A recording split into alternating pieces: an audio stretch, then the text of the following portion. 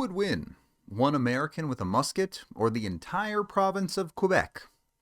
Avs win over the Montreal Canadiens 7-2. The Avs' skill was on display in this game, particularly their finishing ability as well as their ways to make pretty goals happen, whether that be the setup or the actual shot itself. You could argue this is something that we haven't seen enough of from the Avs this season, and certainly Montreal's defense is probably on the easier side to carve up, but it was still nice to see. And while you got plenty of high skill from the usual sources of McKinnon, Natchez, Makar, it was also great to see it from some other sources like Nelson and Landeskog. Specifically Brock Nelson, though. The game actually started better for Montreal. I don't even think this was necessarily bad from the Avs or a slow start from them. Montreal just came out humming, putting the pressure on, and particularly on their first power play, generated a ton. The Avs managed to survive that, though, in large part thanks to Mackenzie Blackwood in net. And once they got through that first survival stage, it was pretty much all Avs for the rest of the 55 minutes of this game. Even before the halfway mark of the first, it's a hodgepodge line to get the Avs on the board with a lead. This is just a beautiful work of puck movement from the Avs on the rush. Makar over to Taves. Taves with a crisp breakout up to Kiviranta, who gets the Avs in the zone. He leaves on the side for Lehkonen, and now you're realizing this is a weird line, but it just puts it together. Lehkonen across. Bit of a rough defense from Montreal with two players taking Kiviranta, but Nelson uses the space given to him, gets to the slot, and then he finishes. Have you ever shot a musket? They're extremely inaccurate, but Brock Nelson finds a way to be as perfect as you can be with one. He's able to find the back of the net pretty consistently when you put him in those high danger areas like that off the rush. Nelson's point totals improved dramatically because of this game this year. He's now much more on a 50-point pace than the lower paces he was on. And even if you think that might still be a little bit low for a 2C, it's the goal scoring that really stands out. He might not be on the same point pace that the Avs had in Nazem Kadri in the 21-22 year, but he's on a similar goal scoring pace, and that's a huge boon to the Avalanche. That was only the beginning for Colorado, though. They would score again in the first period with a certified weird Gabe Landeskog goal, because apparently they're all certified weird these days. I think Ross Colton plays the F1 position, maybe the best of anyone on the team, at least on the breakouts, where the answer is simply skate as fast as you can up the ice and try to get yourself open to help the breakout. He consistently uses that speed to get the Avs where they're wanting to go. Colton ends up getting a bunch of guys collapsing on him here, so is able to control the puck. It's not the prettiest, but he holds on to it and finds Brock Nelson coming in as Montreal again overcommits to the deep man in the zone. Nelson unfortunately not able to directly finish here, but whatever this chaos is with Landeskog and Matheson crashing into the net, apparently this hits off of Landeskog's skate or something. They crash into Dobish. The net comes off, but ultimately the ref points and calls it a good goal. Should that goal have counted? At this point, I don't know, man. The NHL rules on what is allowed to be a goal and what isn't are getting more muddled by the day. The refs were calling a penalty on Montreal. Does that supersede what could be goalie interference from Gabe Landeskog? The net was clearly knocked off its moorings, but we've seen them call goals good by that anyway, and they called this a good goal on the ice. Did Landeskog do enough to try and get out of the way? Did he kick the puck in? There's a million angles to this, and I really just don't have a great answer for you. Even after a challenge, though, the goal stands up, and if we're being honest about it, Gabe Landeskog has probably earned a couple of calls going his way in these nonsensical ways. So instead of trying to decipher the runes of the NHL rulebook, let's just take the goal and move on. A good first period turns into a great second period. Montreal just never really got their gas back. It's their third game in 4 days for both of these teams, and the Avs putting themselves out in the lead made Montreal's life very difficult. And it's human nature to go away at a certain point, and the Avs scoring 50 seconds into the second period might have been that point for Montreal. Maybe I'm just not used to it because the Avs have been so bad at face-offs for so long, but it seems like they're scoring a ton of face-off goals this year, including this one. Nelson's going to win this one clean back to Brent Burns, and Brent Burns just shoots the puck and picks a corner. It's that easy. Brent Burns' 12th point of the season, and he just continues to find ways to be effective for the Avs, particularly on the offensive side of the puck.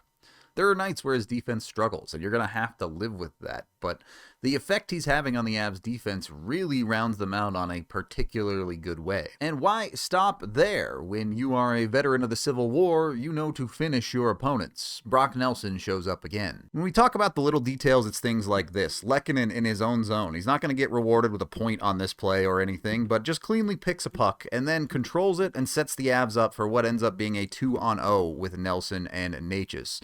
Now, frankly, this 2-on-0 is not executed particularly well. Nelson does not put a good shot on it, and Nate just doesn't make himself a great option for it to be a true 2-on-0.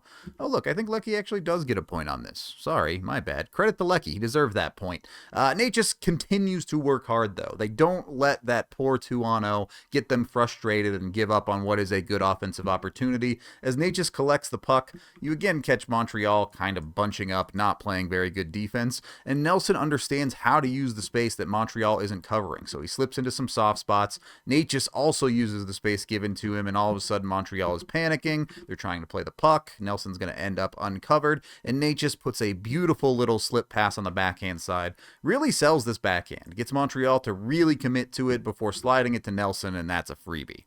Okay, really, Brock Nelson just had to tap that one home. Marty Necas is the one who makes that play with a ridiculously beautiful pass. But you may or may not have noticed that Brock Nelson has a point on all 4 of these Avs' first 4 goals. This is what team depth looks like, especially with the Avs maybe missing some of those pieces that they want in their bottom 6. That second line has to be a key for them, and in some ways, Nelson single-handedly won this game for the Avs.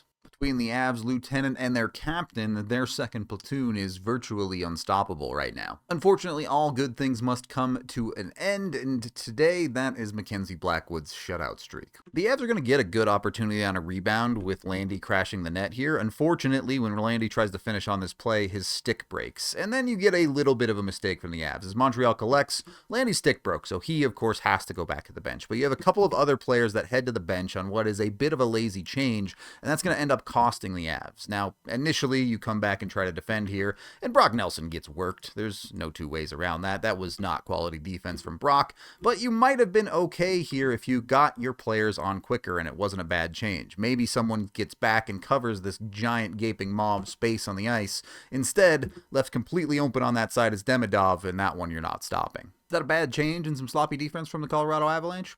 Absolutely. And it just doesn't matter that much when it makes the game 4-1. It also doesn't matter when the Avs don't relinquish that next goal. We've seen a few times this year the Avs might let teams back in by giving up a couple in quick succession. That does not happen here. That one goal stands alone by itself in the second period, and the Avs don't really have to worry too much about it. And then just to twist the knife a little bit, the Avs add another goal at the end of the second period. 4-on-4 here in what should be a broken play for the Avs as they get forced out of the offensive zone, but they're able to immediately re-counterattack here, as just off screen is Gabe Landeskog hustling back to the blue line to receive this pass and keep going forward for the Avs.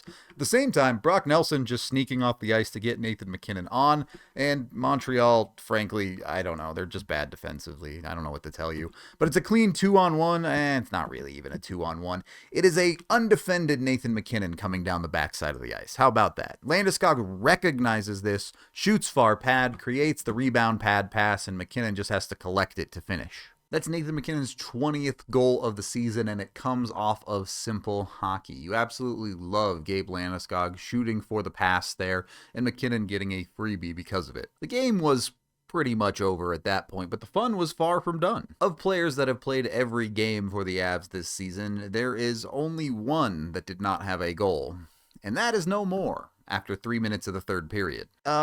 Montreal might have just been playing with 4 guys for no reason on this play. You see the 1-2-3 forwards here, and then as the Avs take up off the ice, you see the one defender, and maybe it's just weird camera timing that just missed the change, but there isn't a Montreal player hopping on the ice until right now. That's their 5th guy. So it was either a really, really slow change or something weird was happening with what Montreal was deploying on the ice.